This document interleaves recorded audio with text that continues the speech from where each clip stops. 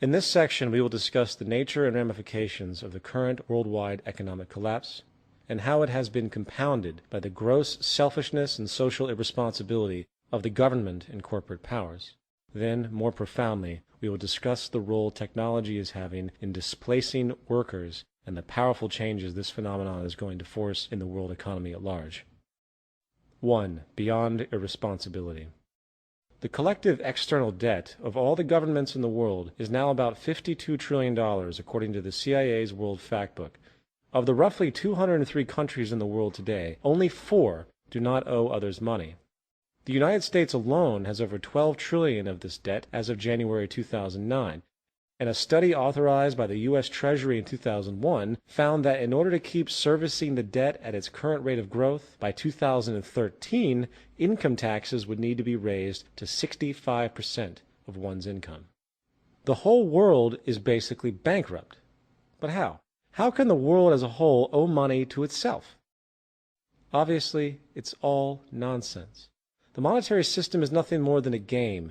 Those in positions of social power alter the rules of the game at will. The nature of those rules are guided by the same competitive, distorted mentalities that are used to compete in everyday monetary life. Only this time the game is rigged at its root to favor those who actually run the show. For example, if you have $1 million and put it into a CD at 5% interest, you are going to generate $50,000 a year simply for that deposit. You are making money off of money itself. No invention, no contribution to society, no nothing. That being denoted, if you are a lower or middle class person who is limited in funds and must use credit cards and get interest-based loans to buy your home, then you are paying interest to the bank, which the bank is then turning around and using, in theory, to pay the person's return with the 5% CD. What the bank is basically doing is stealing from the working poor to pay the leisurely rich. Simply put, the social stratification we see in the world today is maintained and guaranteed by the monetary system's underlying mechanisms. That reality aside, let's return to the subject of the so-called business cycle. When money is added to the money supply, that money is then typically put to use for some reason. Very often these reasons include starting a business, buying a home, investing in the stock market, etc. This increase in the money supply often translates into so-called economic growth and hence the boom period of the business cycle.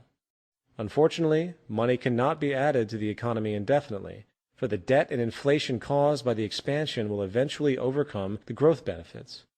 When problems begin to arise after periods of monetary expansion, such as rising debt levels, slowing people's desire to take on new loans, the central bank and government regulators have basically 2 choices. They can either 1. Attempt to continue the expansion by infusing even more money, often by lowering the interest rates, making credit cheaper, or 2. Let the contraction, hence recession, run its course, raise the interest rates, and bring the economy back to some kind of equilibrium.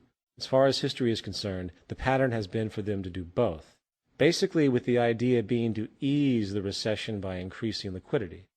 The reasoning is simple. It is politically unpopular for the ruling class to have unemployed poor citizens. This can lead to contempt for leadership and instability.